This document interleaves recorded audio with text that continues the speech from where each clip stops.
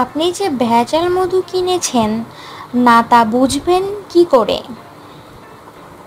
শরীরের গঠনে মধুর কোনো বিকল্প নেই, কিন্তু সেই মধু যদি ভেজাল হয় তাহলে?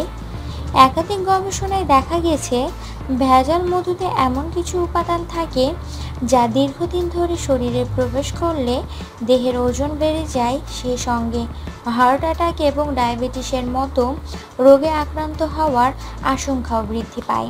তাই এখন প্রশ্ন আসতেই পারে যে মধু ভেজাল কিনা বোঝার কি কোনো উপায় আছে? অবশ্যই আছে। সেই নিয়ে বিস্তারিত আলোচনা করা হলো এই ভিডিওতে। পদ্ধতি 1।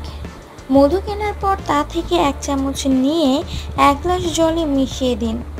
যদি দেখেন মধুটা একেবারে জলে গুলে গেছে, তাহলে বুঝবেন আপনি ভেজাল মধু কিনেছেন, কারণ বিশুদ্ধ মধু জলে গুলে যায় না।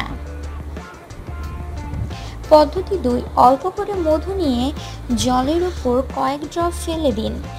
তারপর সেই জলে কয়েক ড্রপ ভিনেগার মেশান। এরপর যদি দেখেন ফোমের মতো কিছু তৈরি হয়েছে, তাহলে বুঝবেন আপনার ভাগ্য খারাপ, কারণ আপনার কেনা মধুতে রয়েছে ভেজাল উপাদান। প্রসঙ্গত, মধুতে ক্ষতিকর কিছু কেমিক্যাল, বিশেষত জিপসাম নামে একটি উপাদান মেশানো থাকলে সাধারণত এমনটা হয়ে থাকে। পদ্ধতি 3। 1 চা চামচ মধু নিয়ে একবার নাড়িয়ে দেখুন তো কি হয়। যদি দেখেন মধুটা চামচ থেকে পড়ে যাচ্ছে, তাহলে বুঝবেন ভেজাল মধু কিনেছেন আপনি, কারণ বিশুদ্ধ মধু কখনোই এমনভাবে চামচ থেকে পড়ে যাবে না। আসলে নকল মধুতে জলের পরিমাণ বেশি থাকে, যে কারণে চামচটা একটু নাড়াতেই সেটা পড়ে যায়। অপরদিকে বিশুদ্ধ মধু অনেক বেশি থকথকে হয়, ফলে সহজে পড়তে চায় না।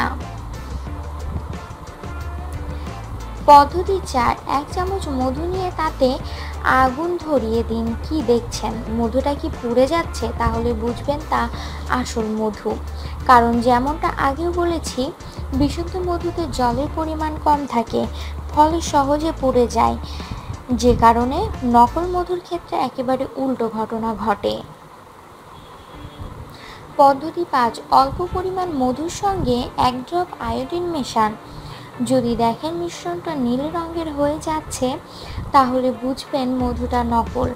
আসলে ভেজাল মধুতে স্টার্চ খুব বেশি পরিমাণে থাকে, যে কারণে এমনটা হয়। এতক্ষণ ভিডিওটি দেখার জন্য আপনাকে অসংখ্য ধন্যবাদ। ভিডিওটি ভালো লেগে থাকলে প্লিজ চ্যানেলটি সাবস্ক্রাইব করুন, ভিডিওটি লাইক অ্যান্ড শেয়ার করুন।